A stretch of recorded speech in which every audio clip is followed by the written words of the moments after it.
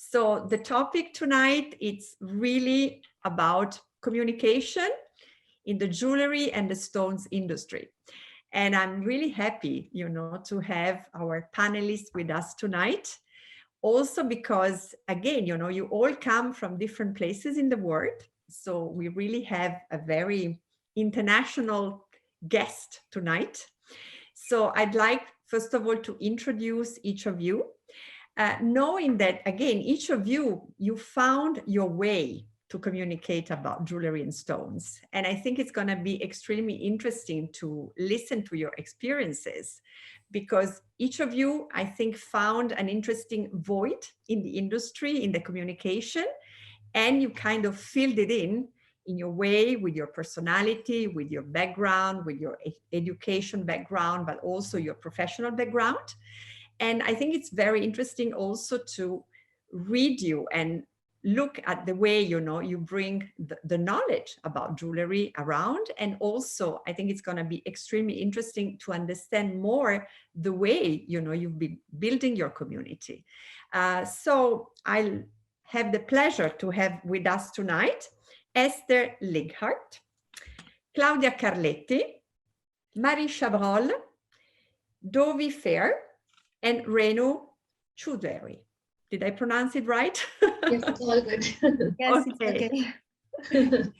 Right. And for you, it's quite late, right? Because you are in India. So also thank you for being up late. My pleasure. To be with us for this webinar. Thank you. Thank you. And thank you to all of you for joining us tonight. And I'd like to then start, with the discussion. And I'd like to start with Esther, first of all. So Esther, interesting enough, you've also been living in Italy. So you also speak Italian, right? And you had quite an interesting professional experience in Italy. And today you are a jewelry coach, you are a business consultant, and you're running your blog, jewelry blog called Visita, right? Yes. And I like the way you define yourself being a storyteller. It's very interesting also to see that you've been developing your community, I would say mainly on LinkedIn. Also, you are, of course, on Facebook and Instagram, but it's very interesting to see that on LinkedIn, you have, if I'm not mistaken, a community of more than 40,000 followers. Yes. So give us a few words, about your background, the way you started communicating about jewelry, and again, what makes you different in this industry, in the way you tell us the stories. Great. Thank you for having me, Donatella, and everybody. Of course, happy to be here, and CREA, of course, who organized the event. My name is Esther Lighart, and I come from the Netherlands. But as Donatella told you, when I was in my early 20s, I ended up for love in Italy, and in this strange little town called Valenza, which happened to be one of the major jewelry towns of the world. And I came straight from the bulk fields of the Netherlands. That is not me. Oops, sorry. Straight from the bulb fields of the Netherlands, the flowers and everything, dove into to this world of jewelry, and I fell in love quite instantly. And why I fell in love, it was the jewelry, of course, that I liked and loved, but especially the people working in the jewelry. And my days were spent running a jewelry store in the end in Valenza, Italy. But my main job every day was going to workshops and going to the creators and going for stones every day, and also understanding why people buy jewelry by running a jewelry store, of course, and what people say when they come into the store and what they actually want and mean. So over the course of 30 years, do your math, jewelry became my career, and I had an agency promoting Italian companies in the Benelux, Belgium, Netherlands, Luxembourg, England, and Germany.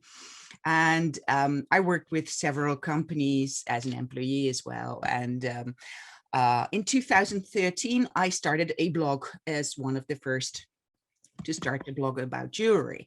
And the reason I did it was because prior to starting the blog, I visited many, many jewelry stores in the northern countries, and I saw the same product everywhere, the same kind of jewelry everywhere. It was who had the biggest marketing budget, but it didn't matter if you go from one town to another. So I had seen so much jewelry in my lifetime that I wanted to share that passion.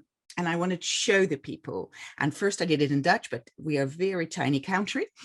So I chose American English after a while. And in 2014, I started to be asked to write for jewelry magazines, always with the angle trends, but in marketing sales. And that is my main interest. And LinkedIn is a natural choice for me because LinkedIn has been around since 2003. And I've always been on LinkedIn, and the work that I got is always through LinkedIn. So it was a natural environment for me. And when I started to create content myself, LinkedIn was the obvious choice. I felt at home there, and I knew the tone of voice. I knew how to connect. I invested a lot of energy to connect with the right people. So I've got the maximum is 30,000 direct connections. I've got 30,000 direct connections and 40,000 followers. And these connections are all within the jewelry industry worldwide, or publishing or luxury. So it's a very interesting following. And I have the tone of voice developed over many years. I've targeted my audience quite specifically. I'm much more a B2B blogger than a B2C blogger, but I do influence also, I know that because I get a feedback, B2C, but it's a kind of more high-end consumer at the end that contacts me through LinkedIn. What else can I tell?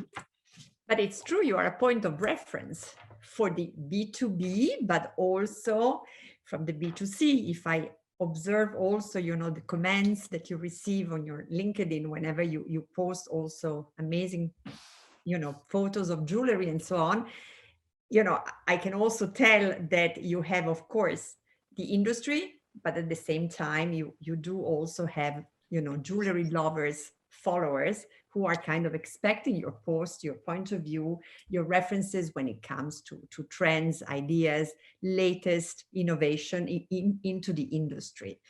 And also, I have to say that you always carry, your point of view coming from the industry. So, people can really tell that you really have also a way to understand the evolution of the industry, and also be able to, give us a point of view, a feedback, and also thermometers about, the way you are thinking, going ahead and developing. Yes. So thank you. And let me then switch also to Claudia. Claudia has let's say, a different angle of observation, if I may say. Claudia is much more focusing on antique jewelry.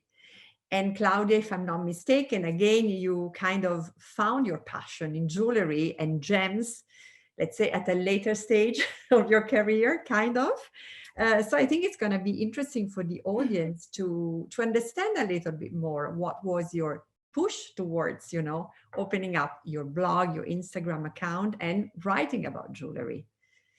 So yes, tell us more about it. First of all, good evening once again. Thank you, Donatella, for having me. Good evening to all of you who are connected.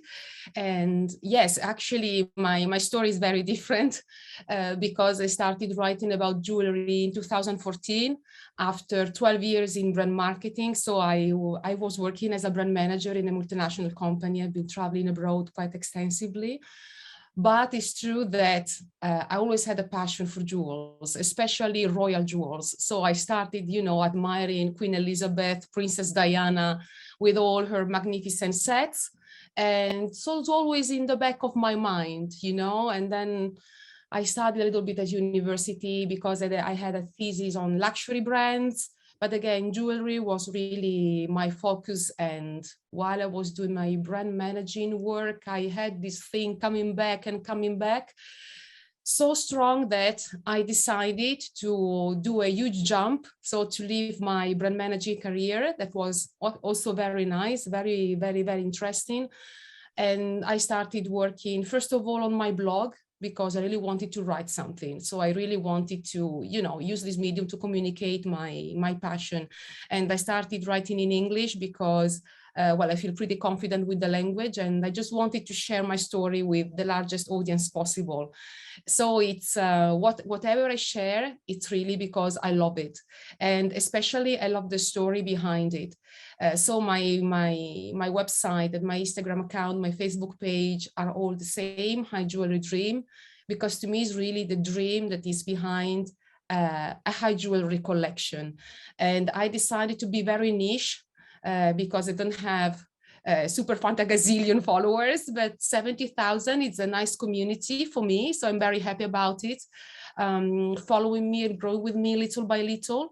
And whenever you see a high jewelry piece, it's something unique that comes in front of you, whether it is a design idea, whether it is a unique stone, whether it is a story to tell, especially if it is antique, because that's the fascination, the intrigue of an antique piece. And people love that very much. I noticed that according to what I post. So yeah, this is me. And I studied a little bit of gemology also to be, you know, able to tell the story in the right way. But whatever I love is really the storytelling behind a high jewelry piece. Absolutely. But I would like also to highlight something, you know, when it comes to your page, you know, to your blog, but also going back to Esther, and I think all of our guests tonight. I mean, you mentioned this element of knowledge and understanding, because once again, you know, not only you post beautiful pictures, but it's also extremely interesting to read the content that you bring. And when it comes specifically to your account, I mean, to your blog, there is really not only the passion, but also the studying behind of a lot of it. Yeah. You cannot see that, but well, this is my English literature books, because this is what I graduated on. But just below, it's full. I have 2 stacks full of jewelry books because I love to read about it. And as I am pretty detailed, because I really focus a lot on the detail, I really love to bring back the detail to the readers, just to let them understand what's really behind a creation. And they like it. They really appreciate it. Absolutely. So it becomes, in a way, also educational. A little bit, yes. I think, you know, this is, again, you know, the contribution that all of you are bringing, you know, to communication and to the overall universe of jewelry. So, yeah, so thank you, Claudia. And it's very interesting, you know, that, again, you found your niche, your, you know, positioning in this industry, and you are really educating all of us about that. So I know you just said, you know, about your also specialization in gemmology, which also leads me to my next question to Marie Chabrol. Marie, your Instagram account is called Le Gemmologue. So we are really talking about stones and gemmology. Once again, I thought it was very interesting, you know, to read that, for instance, again, you know, of course, you were brought up in the jewelry and stones industry, but at the same time, before you were working, you know, into putting stones and gems together. Yes. And then once again, from your job, you created this very interesting Instagram page to talk about gems. Yes. So please, you know, give us a few more insights about Okay, career. So first of all, thank you so much, Natalia, for having me tonight. It's a real pleasure to be with all of you. So my career is certainly a bit different because I'm working into jewelry industry since more than 20 years old. I began just after the high school. I was an apprentice into high-end jewelry, and I began as a polisher and precious metal, and then gemologist for the high-end jewelry in Paris, and especially for customers for Place Vendôme. I work in some workshop. We are direct maker for key brands of the Place Vendôme. And I made so many things into my career. And I think 7 years ago, I want to work from different way. And I began to write about my job, my career, my technique, and specifically about gemmology and polishing and jewelry industry. I worked in the Nantes district in Paris, which is the special places for making jewelry for Place Vendôme. And many of the things I read on internet and on magazine were so different from what I lived in my professional life. I think it was a bit more dazzling, gorgeous, and far from the reality of my job in the workshop. And so I want to write about what I lived, and I want to write about the men and women behind jewelry, because if a jewel is really beautiful and really interesting, there is absolutely incredible men and women behind to make and to produce the jewel for the key brands. And so it was the beginning of a very strange adventure. I certainly do not think where I could go with this blog, and finally it began quite not a full-time job, but a job to write for myself, for the blog, sometimes for magazine as the Rapaport, the ITA Gemstone, and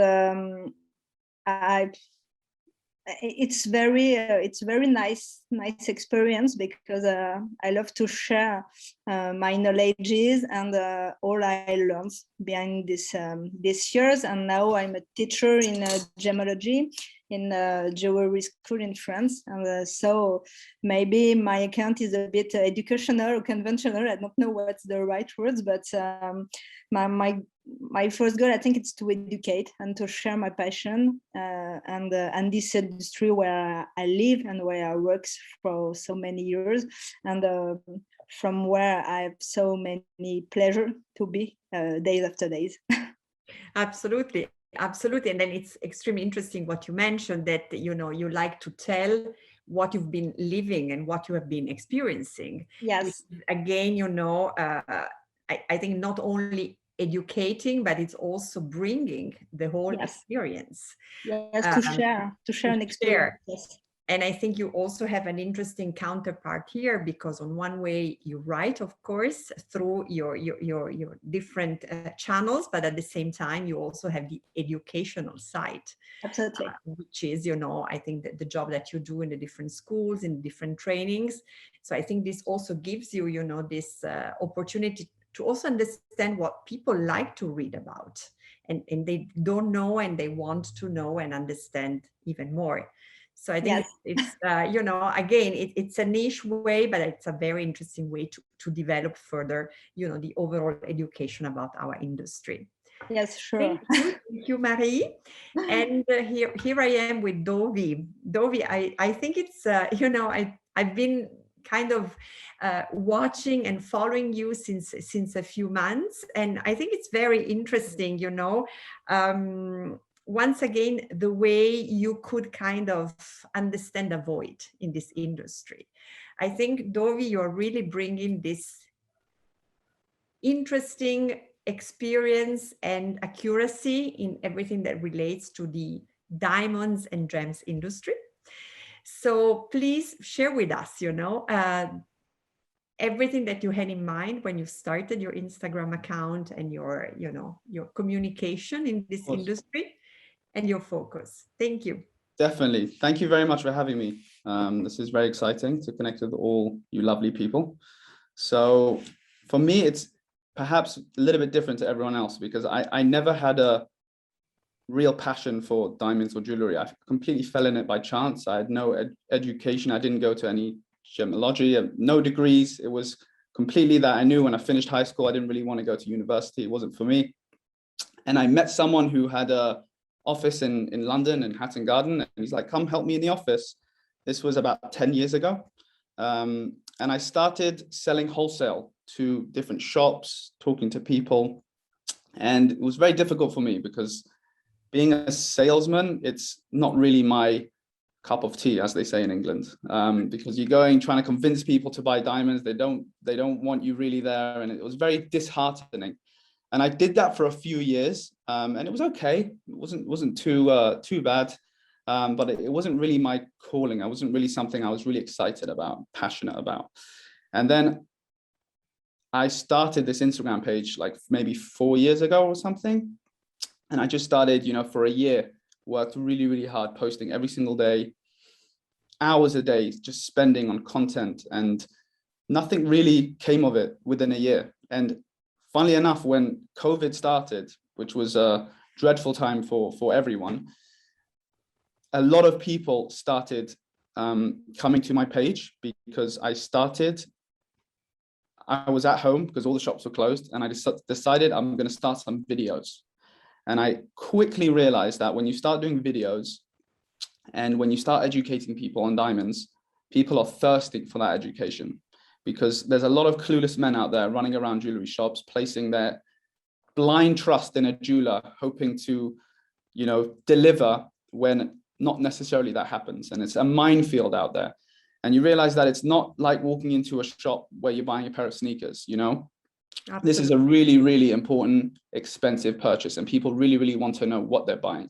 And we had a huge, huge inventory of beautiful diamonds. And I thought to myself, if I have the inventory and the price points, then why not deliver to the end user as well? Because they can do with some help.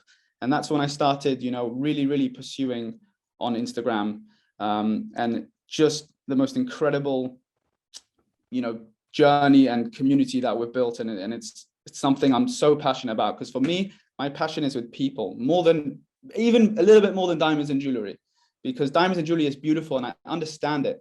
And I understand the value for money in diamonds and where you can go. But for me, more importantly, is people. I understand people and what people are looking for in diamonds. And, you let people decide on what colors, what clarities, what qualities they want to go for. You don't push any agendas, which unfortunately some people try and do. And what I try to offer is just some honesty and transparency in an industry that really, really lacks it when it comes to diamond selling.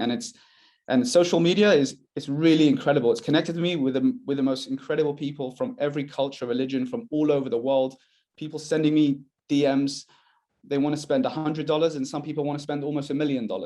Right. And they have this trust in me because they've seen all my content, and they realize that if there's going to be someone I'm going to trust with this amount of money, I'd rather take the risk with him and not a random place that I don't know, if that makes sense. And what I've found is that, like, with social media, with different to like a website, if you build a website, it's amazing, and it's definitely what every company should do. But what you get in social media, so much more than a website, because what you don't see in a website is you don't see the passion behind it.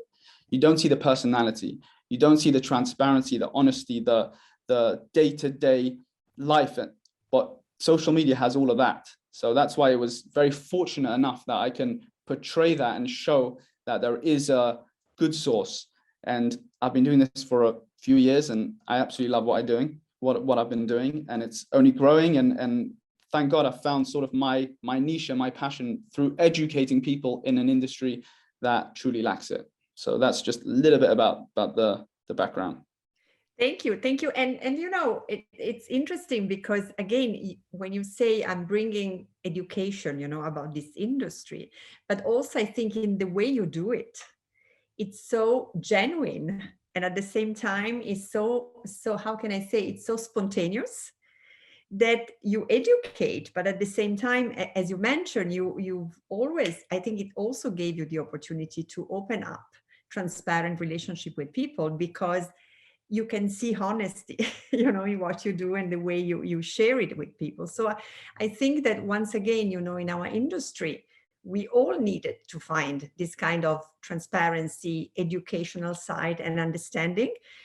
And you also found the way to make it, I don't want to say easy, but at the same time, kind of light for people to relate to you. I try to simplify it, because if you're not in the right hands, it could be people could overcomplicate it for you. When really, if you simplify it in 20, 30 minutes, it's very, very simple to pick out a beautiful engagement ring for someone, as long as it's simplified, you have all the options, you know what everyone wants something else from a diamond. Everyone has a different pair of eyes. So there's no right, there's no wrong. No one should be telling you what to buy. No one, no jeweler in the world should be telling you what to buy. Everyone has a different personality and there's no right or wrong. And I'm fortunate enough that we have a lot of stock that we can afford to educate the customer so that they can make all the decisions along the way. And it's a very, very easy process if you're in the right hands. If you're in the wrong hands, it can go horribly wrong. You can get taken advantage of, or it can just be confusing. So I just try to make it just that bit easier. Absolutely. And it pays back and it shows up. So even, you know, as I told you, observing and watching, you know, what you're doing, what you're posting, you know, it also gave me the opportunity to learn more about stones and the understanding. And it's also interesting because you also travel to see your customers, right? Yes, I do. It's extremely interesting. It's exciting. Yeah, definitely. So thank you. And maybe we'll go back to a few other questions that came to my mind while I was listening to all of you. And now, you know, Renu, here you are, you know, from Mumbai, right? You are based in Mumbai. Also, you're fourth generation of jewelry enthusiast, as you say. You are also a gemologist graduate. And, you know, I've been seeing you in the virtual world many times. I also had the opportunity to follow some of the lives that you hosted. Again, tell us, you know, in which way you decided to start. Yes, so first of all, thank you very much and good evening to all of you all. So as you mentioned, I'm the fourth generation gem and jewelry enthusiast, and I have been absolutely inspired by the heritage and the rich culture of Jaipur. That's my hometown. So after graduating from GIA, you know, I was working with two of the leading diamond manufacturing companies in India, and that's where I was handling sales and marketing of loose diamonds, of certified diamonds. And it was only in 2018 that's when I thought about sharing my passion and my knowledge about the gem and jewelry industry on a social media platform. So it was just a decision I made overnight. And of course, I didn't have any formal education about social media. I didn't know how to make videos, didn't know what applications should I use, didn't know nothing about social media. Like, didn't know how to write hashtags, how to curate content. But all I knew was that I wanted to share my passion and my knowledge with a wider reach of audience. So it just started off as a passion, and I'm so grateful that over 3 years, I've had a wonderful opportunity where I have traveled to DPS mines in Botswana, because I always wanted to like see how are diamonds sourced, because you know diamonds appear full of luster and full of brilliance, but there's actually so much of hard work and so much of sweat and passion that goes behind sourcing that one sparkling gemstone, you know, from the earth. So I was absolutely grateful to visit the DPS mines in Botswana. Then very recently, I got an opportunity to witness how a pearl sourced from the Bahrain Sea. And yes, I've just traveled around to international trade shows, been a jury at multiple jewelry design awards. And also very recently, I conducted my first jewelry styling workshop. So it's been a wonderful platform since 3 years. And I would also like to add that COVID has been a blessing in disguise for me, because when COVID started, that's when I started reaching out to brands. And over the years, I've curated almost 85 IG live talks with brands across continents. And my whole focus about curating any content or about any live talk is to add value. Because I strongly believe that if someone is investing that 20 seconds of their time on my social media platform, then it's my responsibility to make that time worthwhile. So of course, you know, I try my best to like create and share as much value as I can with my social media platform. And yes, it's been a remarkable 3 years journey, and I look forward to like sharing a lot more content, travel around, and you know, share with the audience all the hard work and passion that goes behind, you know, what they see. Because people just see the outside surface that diamonds are so brilliant and the whole you know, jewelry that they radiate so much, but actually there's so much of labor, workforce, and unity that goes behind curating any piece of jewelry that one wears. Absolutely. Well, thank you. And I mean, I'm just amazed. You said 85 lives Yes. you did Yes. during the COVID time. Yes. Wow, it's a lot of energy. Oh yeah, well, like my whole focus was that every week I need to share some value creating life with my audience. So believe me, all I would do is like sit back, because of course, everything was locked down. So Sure. just sit back, send messages, and believe me, everything is through DM, because that's the power of social media. Social media actually connects people. And I believe that that your energies has to be so aligned well, that your energies will connect you to the right people.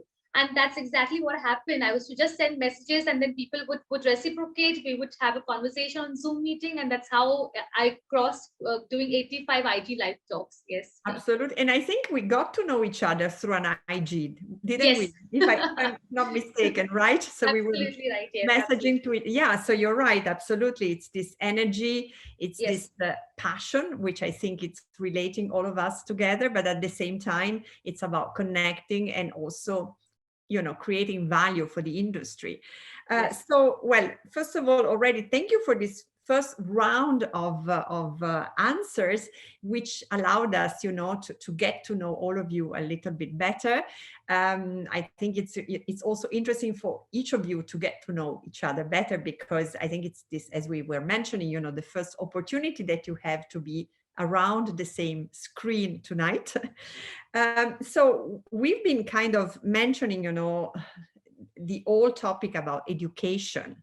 So each of you have this important role to kind of educate the audience about your knowledge and also your learnings in the industry.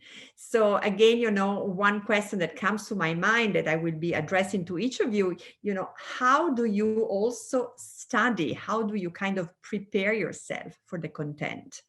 Then, it's the topic of adding value, because again, each of you need to be different. Of course, you've selected your void, your positioning, but at the same time, you need to tell the story in a different way. And at the same time, what I like also in listening to you is that you all try to make it simple. You try to make it interesting for the audience, but at the same time, give the audience the key to understand better the specific topic. So going back to Esther, for instance, in which way do you actually make your research? In which way, let's say you study, because in the end, we are all students for all our life. And in which way you nurture your community, and at the same time, what is next for you as a challenge? Because, social media will become even more important. The competition will be higher, right? So in which way do you plan to go ahead? In which way are you kind of developing further everything that you've already accomplished so far? Thank you. First of all, it's been very inspiring to listen to all of you, and I loved it. But how do I do my research, or how do I educate myself? I have a natural curiosity. I've never studied, like some of you, anything in the jewelry industry, like gemmology or anything, but I have a broad interest from philosophy to animals to history and everything. And I kind of combine it because I think that my voice speaks to the people and their interest, their relevant world. It's not jewelry all the time. It may be jewelry for us most of the time, but my audience certainly is not always busy with jewelry. And I try to make connections with a philosophical philosophy, or with a marketing trend, or with a geopolitical trend, or with a trend like, we see more local coming up, local stores and everything. And I think about that kind of content. So I read magazines such as Wired and the Harvard Business Review, because they have a lot of interesting content and a hook that I can use for my point of view. It's not just for the content that I create, it's also what I bring, of course, in my work with as a consultant or a coach. But this is what I do to educate myself. And then, of course, I try to keep up with the literature about our industry and the way I create value. I think that was your question as well. Absolutely, yeah. I hope that the value is in, as Dovi told as well, I don't believe in must-haves or that you should buy this, or I hate the word must-have. It's a ridiculous word. It's not about a must-have, it's about emotion, and it's about what jewelry represents for people. So what I try to bring to the table is my own opinion and vision and insight, based on the experience I've had for 30 years. And I try to be very true to myself, to have an authenticity in how I speak to the people. So I don't pretend that I have a yacht outside. I do not have a yacht outside. I do not live a luxury life. My life is very simple and lovely, but it's all about animals. My husband is a veterinarian. It's a very different life, but I have this niche, and I am truly feeling how much jewelry means in the lives of people. Even if we don't need it, it's something that gives us tangible memory of something that we've lived through. So I love to create stories, and so my next development is create more video, which I'm over 50 and it's not very natural for us. We did not grow up with the I know. But it's a challenge, so it's good. It's a challenge, and I love a challenge. I'm creating actually a course on storytelling, because storytelling is everything. And I do this with video, and I challenge myself to use little text, but a lot of video. And of course, I'm not doing it on my own. I have a sponsor who provides me with all the software and everything, and who helps me out. But this is my next level. So I want to be able to add value to, 95% of what I do on social media is blowing the horns of others. Right. Of creators, of people that, and some of it is paid for, but most of it isn't. And it's just that I want to share, look at this, look at how it's made, look at how it's done. I think that telling better stories is the future. And we will see the value of authenticity, of story, of knowing why you do what you do, and how to communicate this in a consistent way on social media and on your website and in how you sell, and then your employees, how they talk to the people, and everything is one of the most important things for the future. So I have a whole vision about the future of social media, but I do not want to speak take all the time, but there is, of course, a lot of change coming with metaverse being one of the most important changes in the coming future, which will be challenging for us to see how we find our voice over there. And I think it's going to be huge. Definitely, absolutely. And thank you for already, giving us a little seed about this topic, which might be also kind of a topic for all of us to kind of wrap up at the end of the panel. So thank you for sharing, your experience and some of the news. So I'm looking forward, to hear more about the storytelling and so on. And by the way, before I forget, also for the people who are listening to us, feel free to text your questions, and then we can answer to all of them at the end of the panel. So thank you, Heather, and so much looking forward to see more. But again, interesting topic about studying, so I guess that you, like all of us, you spend a lot of your time in reading, looking, understanding, the social economical evolution, and trying to understand, through those changes, what kind of impact this would have for the jewelry and the stones industry. Yes. So thank you. And Claudia, coming to you now. I know you are a very hard study woman, right? And again, when it comes to you, in which way you get the news, the information about what you will be posting. I know, Claudia, that you also have a very special way to take pictures and photos about the jewelry that you admire. So share with us a little bit more about your, the way you work, the way you plan ahead, and what is next, also cooking when it comes to your blog and your Instagram account. Okay, so no, as you said, I'm a hard reader. So yes, I spend a lot of time reading. And just like Esther, I like reading about everything, because sometimes the idea for a post just comes out of an article about something else. So it can be really anything inspiring me, popping that specific thing to mind. So usually I move in two directions. Being high jewelry, I usually follow the latest collections. So in this case, it's pretty easy because I receive the press material. But as you know, sometimes the press material is quite sad. Okay, so sorry for the PRs, but sometimes there's not so much information. So I'm very glad that I have my books from the Maisons of Place Vendôme, for example, here with me, because one thing I really like to discover when I go through a new high jewelry collection is how they get there. So it's very nice to have the idea behind the latest, the latest jewels, but it's true that if we speak about the big maisons, for example, I'm thinking about big names, of jewelry, of the jewelry industry, the tradition, the heritage is always present, sometimes in disguise, sometimes a little bit more obvious.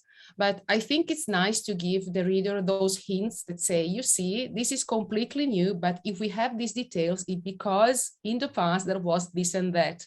So this is, for example, one way. And to do this, of course, you have to learn a lot, because I didn't know anything when I started in 2014. And then, Renu made me laugh, because when she said that she didn't know anything about which kind of app to use, how to build a blog, I think we are all self-starters here, because I also do it on my own, starting to design the blog, starting to understand how and when to post.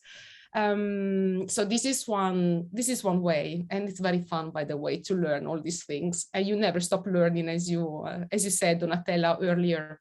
Another thing is that sometimes there is an event that triggers something. For example, when I remember a couple of years ago, there was a very famous tiara stolen in England. So I reported about that. And that was the idea, just to write a little bit about the family, what was the tiara, who wore it, because people like this kind of gossip.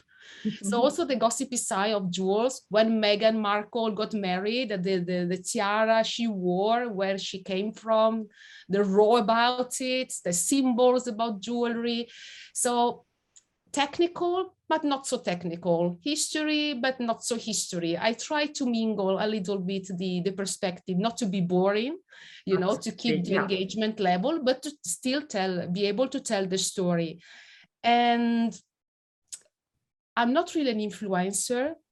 I'm not sure I'm an influencer, actually, because I really think about sharing what I like. Then if I'm able to influence someone, I'm very, very happy about it. But I really try to be honest and authentic about what I like.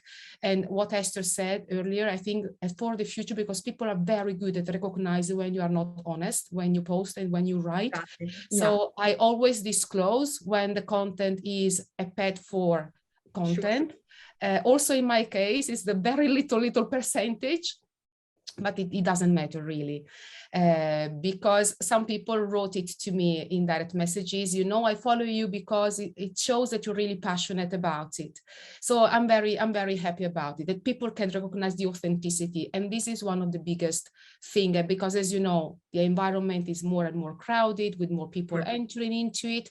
So if you're true to yourself, not trying to imitate others, you keep your own individuality and your own style, and people will keep following you. If you are too volatile, I think that people will understand that there's not so much substance. So I think they will, they fly away. They don't stick with you. Absolutely. Sorry for moving so much when I talk, but I am Italian, so okay, we move a lot when I think we have the same problem here.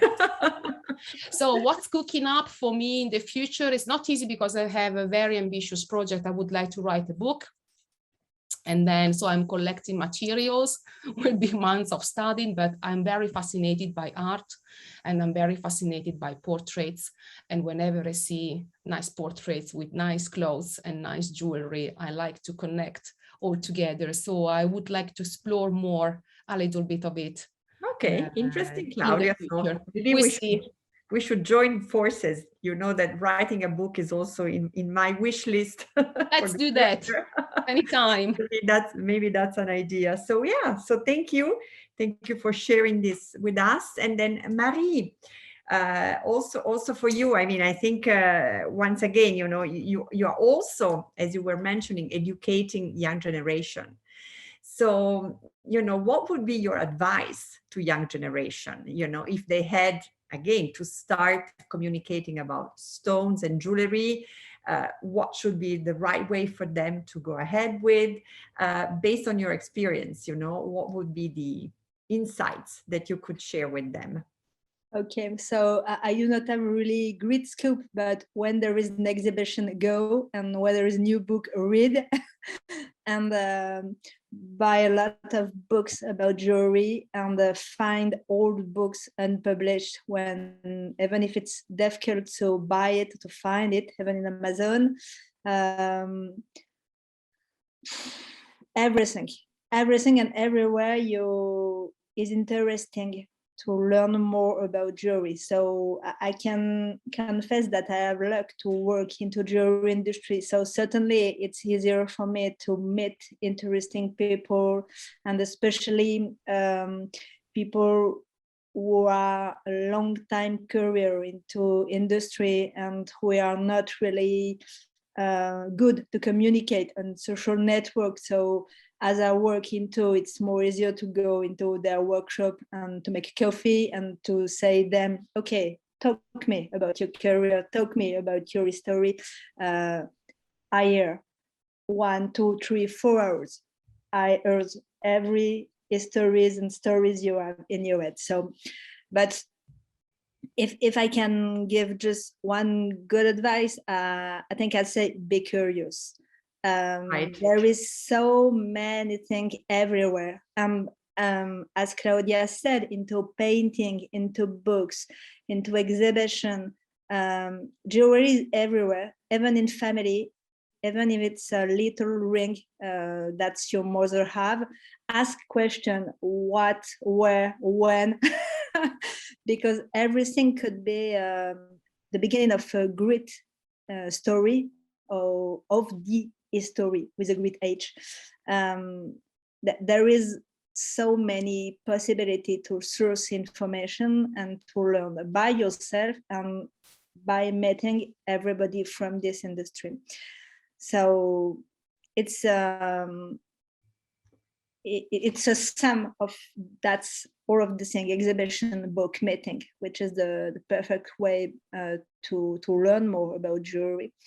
Be curious, ask questions, travel if you can, even if it's complicated at this time. No, absolutely. We all hope. Oh yes. To be back. Of course. Yes.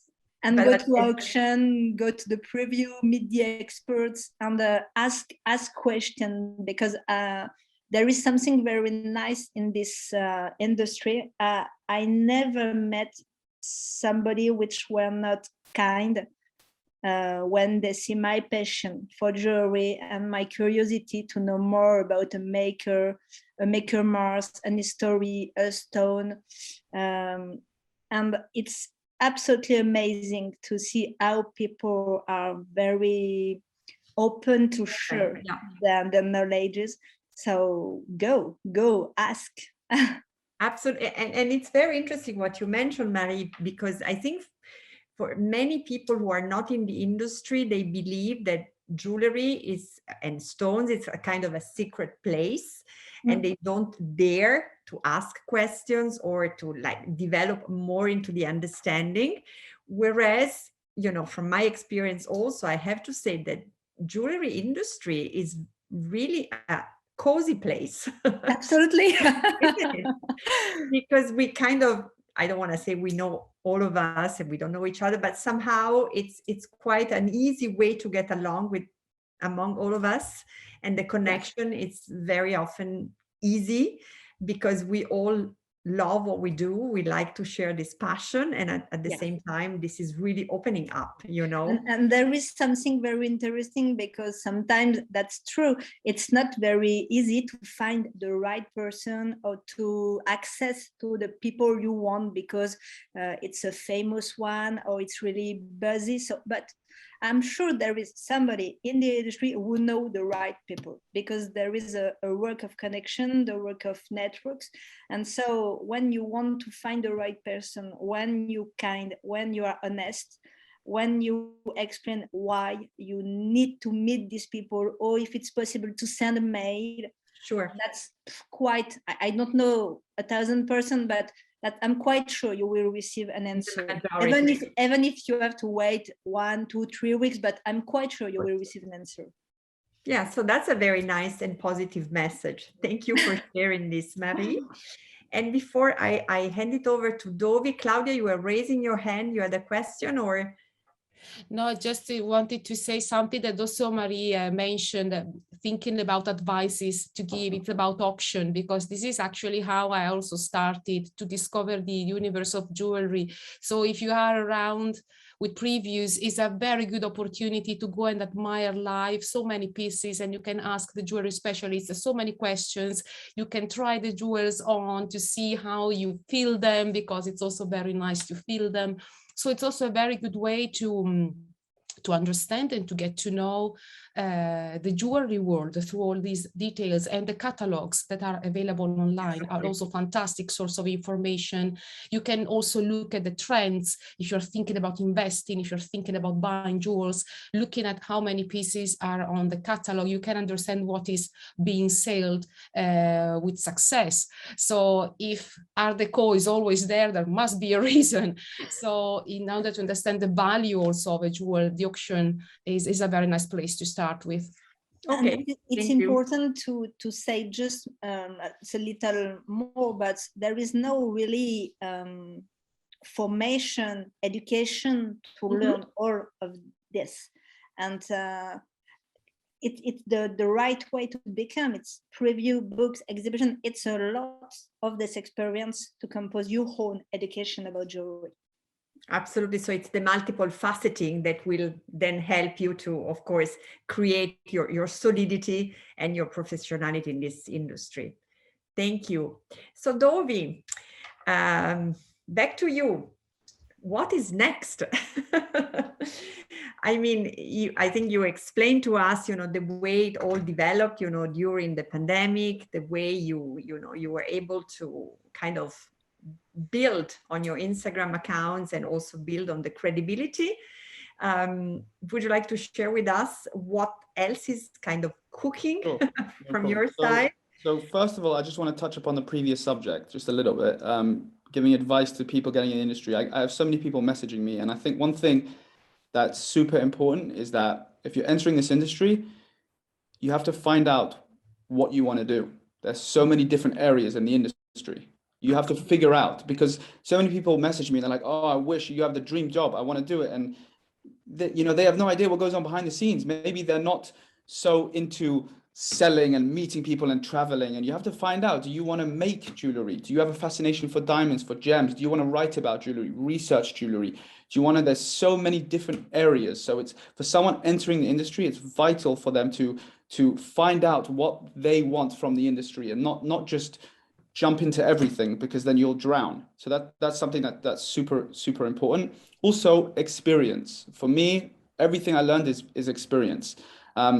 Maybe it's just because I'm not too academic, so I didn't really read all the books, but everyone has different personality. And for me, I mean, I was, terrified the first time I sat with a client. I didn't know what to say, and I was really, really nervous because I take things really seriously, and just experience taught me everything that I need to know. And I'm still 10 years on, learning new things every single day from experience. So in a mixture of finding your niche and then just experience that will teach you everything you need to know. So that's just a little bit about that.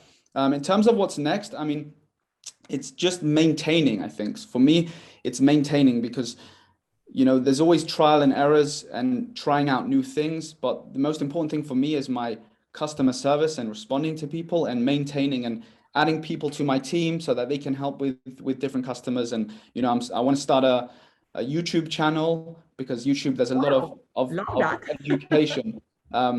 Everyone flocks to YouTube for education, and especially in this industry. And I want to sort of provide that. So there's just a few different ideas of things that I want to do and put my mind to. But it's hard because, you know, you're very busy and you always think about it, and 6 months later you're still thinking about it, you're not doing anything. So it's about finding that practicality of starting new things. So it's exciting. And the most important thing is I love what I do. I love waking up every morning and doing what I do. So just to keep that devotion and dedication, and just, you know, just keep doing what I'm doing.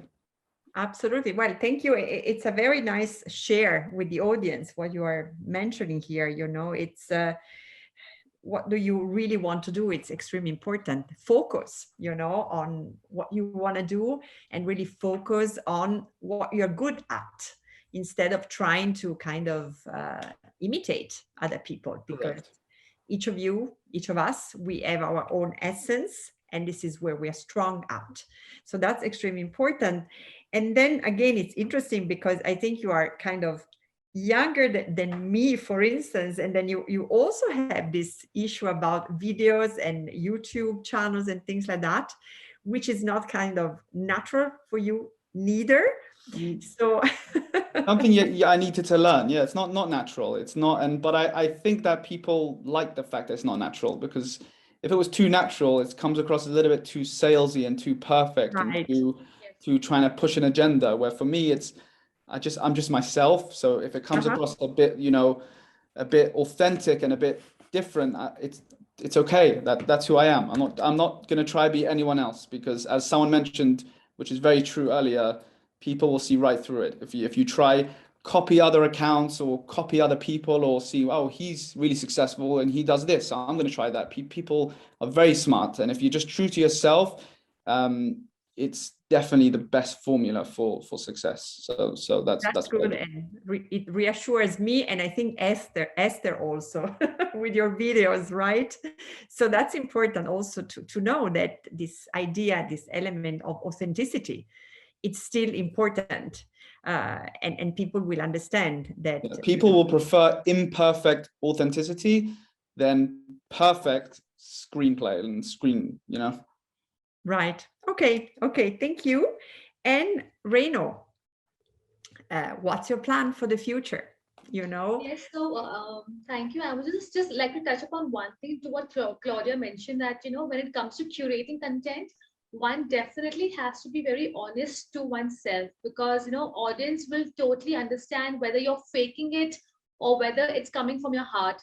So whatever comes from your heart will definitely touch upon each and every audience of yours. And like I mentioned, you know, whenever I'm thinking about curating something, I always put myself in my audience shoes, and I'll ask myself that if I was to spend 20 seconds of my time on this content, would it add value to me or not? So I think it's very important. And two lessons which are very close to my heart is, number one, that grab every opportunity that comes knocking on your door. Because when I started my social media channel, you know, of course, you know, there were no collaborations. I was just reaching out to all the brands, and it was really, really difficult for me to have my own voice. But at that moment, you know, any brand that came to me or any opportunity that came to me, I just grabbed it, because I knew that there is something that I will learn from this experience. And secondly, which I strongly believe in, is follow your passion. You know, if you have that passion inside you, you will never have to work a single day in your life. And that's exactly how I started my blog, just out of passion.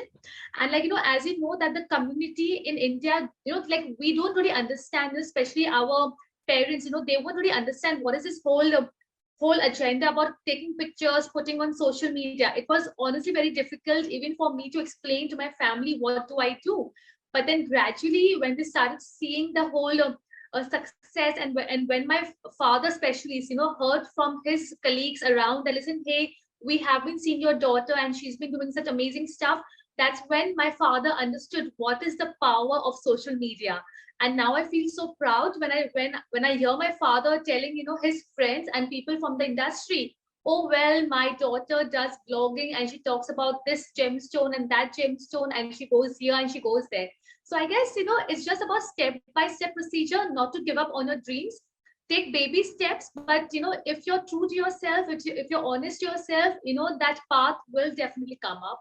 So that's one little advice which I would love to give you. And lastly, diamonds have always inspired me, because diamonds are unique, they are resilient, and they always rise up under every circumstances. So that's what I always tell myself, that Renu, no matter how challenging it may be, just believe in your own self, shine from within, and the shine from within will definitely radiate through your work.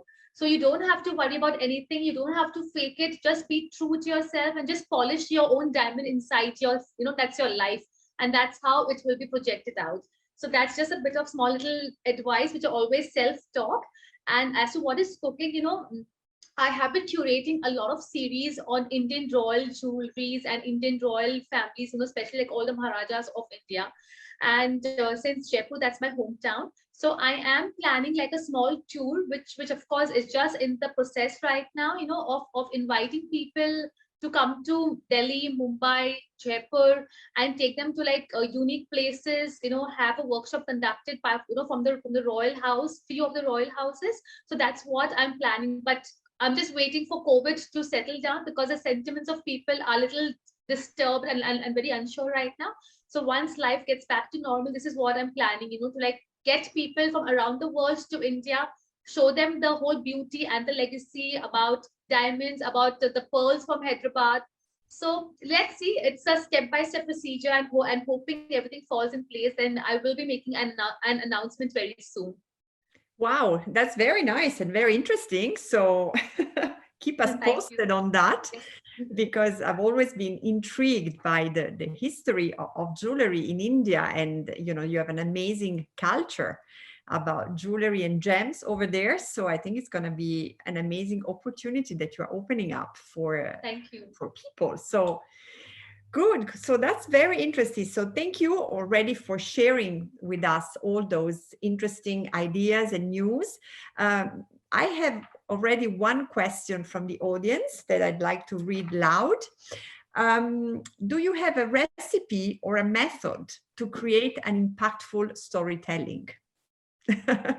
Who would like to answer to this first question? Esther, there you go.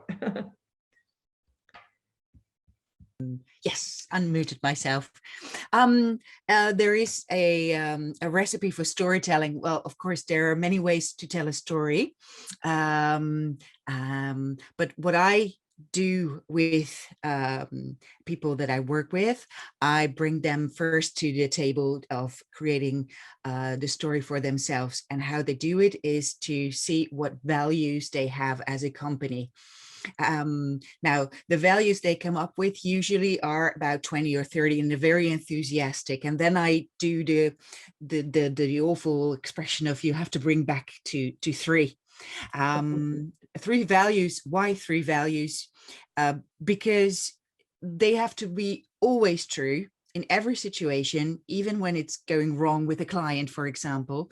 So if elegance is your value, for example, it's not just in how you create, but it should be in the way you communicate with your clients as well. Mm-hmm. So 3 values, and they have to be always true. And then why? Why did you start your company? And why do you make what you do? Because people do buy a product, but they buy your why. They connect with you on a human level, and they buy your why. And if you create this, which is the foundation of everything, then you have to make that story relevant, of course, in the lives of the people that you communicate with. So the story starts here. Of course, there's a lot to tell about storytelling, but this is the basis that you start with. And then, the story has to be always targeted at the right audience. On LinkedIn, you talk in a certain way. I have a natural, informal tone of voice, but it would not be the same tone of voice that I would use on Facebook or on another social media or live event. But this is how you start a good story. And then you have to target your audience, because everybody thinks they make jewelry for everyone, but it's not true. And you have to dare to be bold and create your own niche. And then, you know, if you have a vision of the kind of people that buy your jewelry, which may be, I don't know, art lovers of over 45, then you can, you know, make the story that is very true, but more relevant for the people that are listening to it, and you know, communicate on social media and through website and everything directly to your consumer base. Now, I could go on and on, but this is a this is a first start to tell stories. Of course, there's the whole build-up and how you do it and all the whole thing, but this is kind of the foundation where you start on creating stories. Thank you. And it already gives us, you know, kind of a clear guidelines in which way to start. And then, of course, developing based, of course, on the content and everything that it's there to be shared with the audience. Thank you. I have another, somebody would like to kind of add something on the storytelling before I switch to the second question that we received. I just would like to add that because Esther, of course, went very much into the technicalities, she's very structured, and I'm a little bit more instinctive. So it really depends on your style also, because of course the audience recognizes your style, especially on Instagram. So as Instagram is very much about images and videos, I usually try to make it clear immediately from the picture what I'm going to talk about. So if there is a message, must be immediately understandable from the first image if it's a gallery, because later I will add the details by the video itself. And then usually, as a good journalist, first 3 lines telling about your enthusiasm, your thoughts, or maybe a provocative thoughts, why not, about the jewel you are showing if you want to sparkle discussion, and then you can develop a little bit more the content, because not really everybody read through the whole text sometimes. So it's better to concentrate immediately at the beginning what you really want to communicate, while for the blog, so it's very important what Esther said about the tone of voice, because for the blog I work in a completely different way. It's really a mix of a text that develops supported by the images. So the images go down to illustrate what I'm writing about. So this is why images are so precious. We are very, I think, people with how can I say, a visive mind. So we really tend to visualize a lot, and we use our imagination sometimes to imagine beautiful things. So the more the image is nice and beautiful, and the more it can capture the attention. This is why I always try to take picture of jewels, to try to do my best. It's not easy, because Donatella, she saw me trying so many angles, so many lights, different, closer, from above, from afar, etc. But the image is very, very nice. So if you are on Instagram, curating that specific aspect of your communication is also very, very important. And it's not an easy task to do. It takes a lot of time. I'm still learning, because I'm not so good at taking pictures of jewels. It's so difficult. I would like to add just a little thing, and then I will leave, of course. Yeah. The way I talk about storytelling is, of course, on social media, and of course relevant to all of us, but it's more for jewelry designers and jewelry brands. Where do they start to tell stories? Because we do what we do, but of course, every brand and every jewelry designer should be out there telling their own stories as well.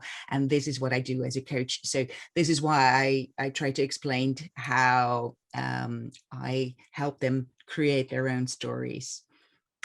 Right, which leads me to another question we received, because we have one question more related to gemstone, but there is another question again related to storytelling. Let me read it loud. For a newly launched brand on social media, what is the best communication strategy to attract interest and potential sales? Education, brand storytelling, personal story, so the person behind the brand, etc. So what would be your advices to give to a newly launched brand on social media? Marie, please. It's a very interesting question because there is so many new designers want to know how to have an impactful storytelling on social media. I think when you are new, it's very important to personalize your brands. The followers have to know about what they see and who is speaking to them about the products. So when it's a key brand, it's easy, Cartier, Van Cleef, Bulgari. It's not really complicated because there are key names from the industry and the story is written and there is no really great and big secrets. So, but when you are new gamers, it's complicated to create your place in this industry. So I think you have to be honest with the follower, honest with the young and new customers. And it's very important to show who you are, what you make, what you do, who are making pieces, if it's you or if you have a maker. Are you a real designer or are you a jeweler, or are you a designer and you have a jeweler, a gem setter, gem cutter, gemologist, a team to work with you? The best thing is to show who you are and to be honest about your product, your brand, your team. I think it's the beginning to hope to create places. Great, thank you, Marie. And I have another question again from the audience. Information about gemstones might be confusing as the lab reports result might be different. As you want to educate people into gems, how can the information be focused to customer if there is a lot of different explanation which are not conclusive? Who would like to answer to that? Yeah, please. Yes. Okay, so great question too, but so I can begin to say that in the world there is 5 or 6 very renowned gemological laboratory, and so the most important things to do for gemstone is to have a report for a renowned international laboratory to be sure about information given in the report. So it's not really complicated. It's GIA for diamond, it's a GIA for America's market. You can go to GRS or Lotus for Asian market, Gublin SSOF, Digital for international one, and maybe you can go to in LFG in Paris, which is a very nice laboratory too. So that's quite I think the laboratory you have to know and you have to use about a stone. And sometimes, and I think quite every times, you can give a stone to 4 or 5 laboratories from this list, and you will have exactly 4 or 5 same reports. So it's easy. You can have some different information if you are sure of the laboratory and the team and the gemologist and the scientific equipment of the laboratories. Thank you. So there is a way to get, a consistent report and a consistent answer. Okay. And to educate about gemology, you are to be sure about where you go to find information. You have to be sure that the people who speak about gemstone is a gemologist, and especially with a renowned diploma certification. There is no really a lot diploma. We have 2, 3, maybe 4 very international diploma in gemology, which are completely complete to speak about gemstone. So it's not complicated. After that, you have to ask the people who speak about gemstone if it is a gemologist, and if not, go ahead. Sure. But you have to check the information about the people who speak about. And after to that, make sure that the source of yes, information sure, is yes. an official one. Absolutely. Okay. Yes. Thank you. Thank you. Dovi, Renu, something to add on this topic about stones from your side? Okay. And then, if time allows, I have one last question from the audience. Aisha would like to know if advertising on Instagram, it's a good way, it's a better way to show products. So I think she's referring to, she or he is referring to paid ad, whether this is a good way to promote a brand or a designers on Instagram. What would you suggest? So I would like to say that first of all, Instagram is a very virtual gallery, so the idea about showcasing your product is the key point, when you want to show to the audience what your product talks about. But additionally, it's also important to talk about the journey of the product, how the product came into life. Okay, and now answering her main question about advertising on Instagram. So first of all, Instagram always changes its algorithm, because right now, again, Instagram has changed its entire algorithm system with engagement, has been coming down.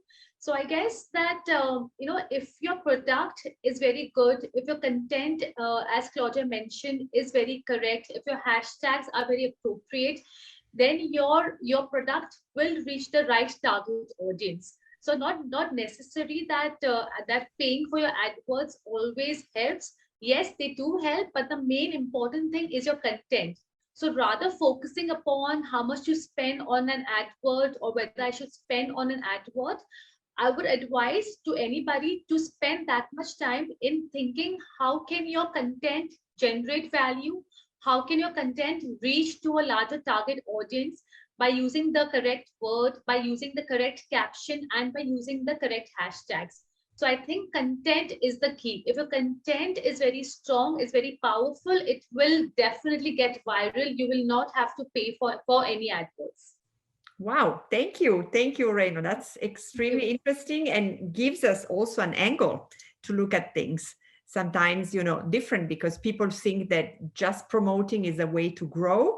Whereas, as you say, once again, you need to be accurate about what you write, the hashtag, and, everything that relates, once again, in the way you are building on each post and story that you want to share. And then, that's a question that I love. It's which are the books that you suggest for a jewelry enthusiast to begin with the ambition to launch its own brand? So we all take out our library and give the list of our books. But, maybe let's do a little round table. So many.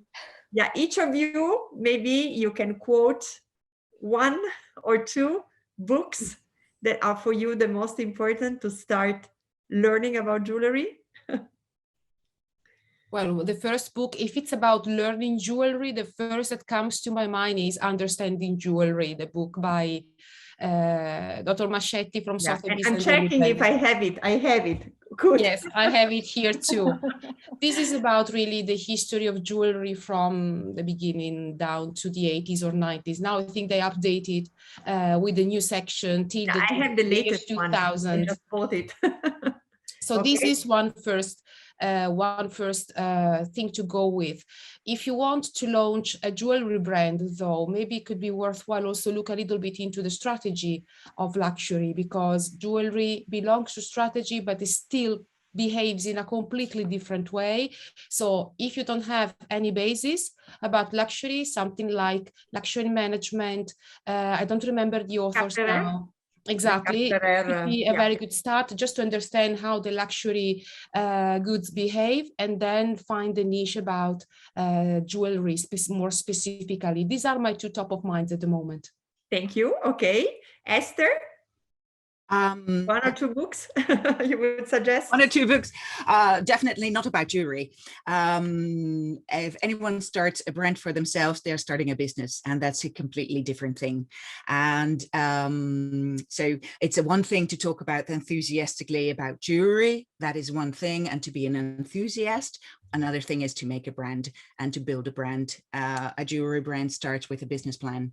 And so I would say go and have a luxury management course or a business course, or make that foundation very, very strong. And then if jewelry is your niche, there are loads of books. I am personally a consumer of video and things of that, and I like to inform myself in different ways. I have loads of books about jewelry, much about animal jewelry. That is my personal preference. But I read books like, I don't know, Brand the Change. This has been flooded. Say it again. But their design is storytelling, which is about storytelling, but then from a design perspective. There are so many books, but I would advise any person that would start a jewelry brand not to start with a history book about jewelry, but about business. Great, thank you. Dovi, some suggestions from your side, book-wise? Interestingly enough, and I'll say this, that I actually haven't read any books. Right, so everything is from experience. Because everything is experience, yeah. And I'm saying this proudly because people who want to get in the industry, they should know that they don't necessarily have to read books. Find a good source of inspiration and do it through experience. Wonderful message. Thank you. Thank you. Reino, any advice from your side? Well, I would just say that explore and just grab every opportunity. Most information is available. Connect with people, ask questions. Don't hesitate to ask any questions. And if you're planning to start your own brand, of course, you have to invest a lot of time into strategic management, planning your business, understanding who your target audience is, and then to design your product as per your target audience. And the most important thing is that, it's a voice about yourself. So first ask yourself, first go deep within, ask yourself, what is it that you want to share with, with your consumers, with your clients? And after you have a clarity about your thoughts, one step will lead to the other step. That's it. Thank you. Marie? So I think the Weber, it's the base. It's necessary to have it. And I have a good news, it exists in English, so that's great. And of course, the courtiers, because it's so interesting to learn how three brothers built an empire from a little and quite unknown workshop in Paris.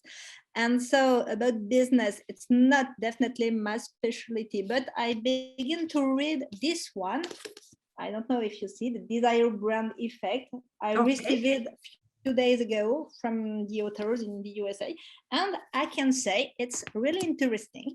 It's not my specialty, but I think it's a great book, and it's not really expensive, so a nice one to add to your bookcases. Thank you. I added some of those in my list too. So thank you also for the advices. Well, I think time has come for us to wrap up our nice conversation. I really would like to thank all of you. I mean, it's been extremely nice to have you with me and with us tonight around this screen and this video. Many things that I've also learned from all of you. So I'm sure our audience learned a lot from all of you. So thank you for your time. Thank you for participating. Also, thank you for bringing so many insights about the industry and also to bring so many advices and suggestions to all of us. So once again, thank you for making it happen. I'm really happy and really glad to have all of you with us tonight. And also, I'm very happy about the connection that we were able again to create tonight.